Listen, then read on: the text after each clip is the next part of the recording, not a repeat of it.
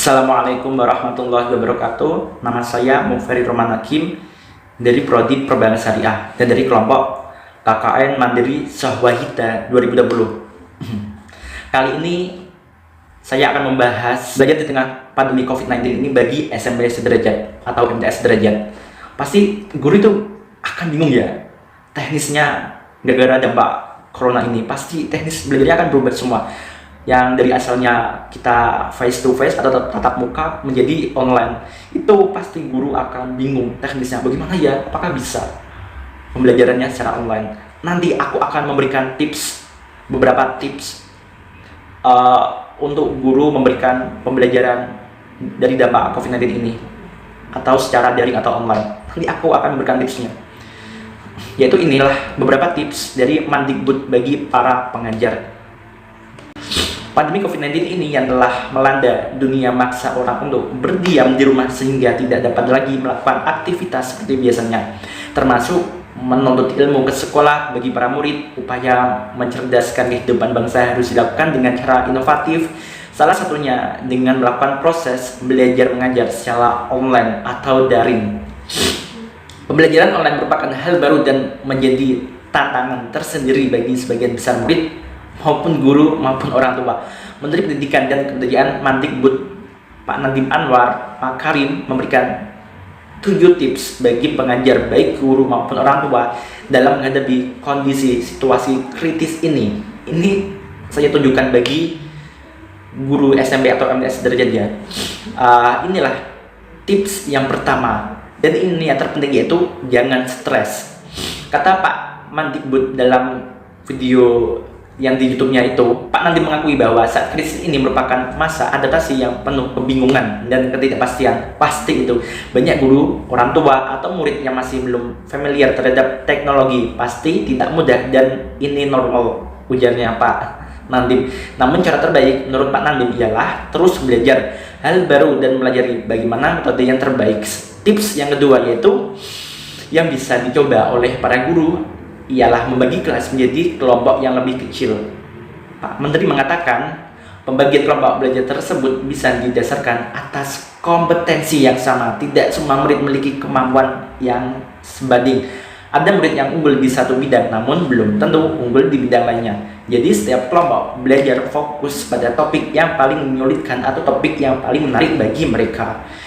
Yang tips ketiga yang dipaparkan Menteri ialah guru bisa mencoba project based learning. Ia memaparkan bahwa dengan pembagian kelas menjadi kelompok yang lebih kecil, para pengajar bisa memberikan proyek penugasan kepada masing-masing kelompok murid. Ini menciptakan satu tantangan dan kolaborasi murid akan dipaksa untuk bekerja sama, yang akan melatih empati dan kemampuan mendorong sama mereka, kata Pak Menteri. Pak Nadiem dalam hal ini juga meminta agar para pengajar tidak meremehkan kemampuan anak untuk mengatur dirinya.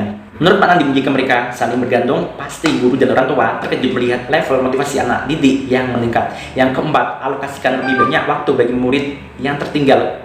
Kata Pak Mendikbud, ini mungkin merupakan kesempatan untuk memberikan fokus kepada murid yang tertinggal sehingga mereka akan lebih percaya diri saat bergabung di kelas nantinya ketika wabah COVID-19 ini sudah berakhir. Untuk para orang tua, ini juga kesempatan emas untuk memahami dan membantu anak menghadapi tantangan dalam pembelajaran di kelas. Seperti itu. Tips yang kelima yang dipaparkan Pak Nadiem ialah agar para pengajar fokus pada apa yang terpenting. Kalau kita mau mengerjakan semua kejar yang selalu saja, pasti akan suboptimal dan tidak akan efektif. Katanya, oleh karena itu, ini saatnya bereksperimen dengan alokasi waktu ketimbang mengejar target. Untuk seluruh topik, pengajar bisa menguatkan konsep-konsep fundamental yang mendasari kemampuan murid untuk bisa sukses di berbagai mata pelajaran. Tips keenam ialah yang sering menyontek antar guru. Ujar Pak Nadiem, yang menjelaskan bahwa seperti halnya murid, dan ada guru yang lebih cepat dan ada yang lebih lambat dalam beradaptasi dengan teknologi. Jangan ragu untuk meminta pertolongan dari guru lain. Jangan ragu untuk minta best practice dari guru lain. Pak Nadiem menghimbau kepada guru-guru yang telah lebih menguasai teknologi untuk mengajak guru-guru lain untuk masuk dalam kelas virtual. Dengan demikian, guru bisa melihat dan menginspirasi dalam memberikan pelajaran kepada murid. Dan inilah tips yang terakhir, have fun. Kata peneliti yang mengatakan bahwa mengajar memang tidak mudah, tapi siapa bilang harus membosankan? Katanya lagi, para pengajar pasti mengetahui yang terbaik untuk para murid saat ini ialah waktunya bagi para pengajar untuk mendengarkan insting sebagai guru dan orang tua, bukan mengikuti proses seadanya seperti hanya murid. Inilah saatnya guru dan orang tua berinovasi untuk melakukan banyak tanya, banyak coba, dan banyak karya. Dan inilah beberapa tips yang bisa dilakukan para guru atau untuk muridnya yang terkena dampak COVID-19 ini di tengah-tengah pembelajaran. Ini bagi SMS derajat ya, aku menunjukkannya ini. Dan this is last my video. I'm sorry for my sake. Don't forget to like, comment, share, and subscribe my video. And for more video, cheers.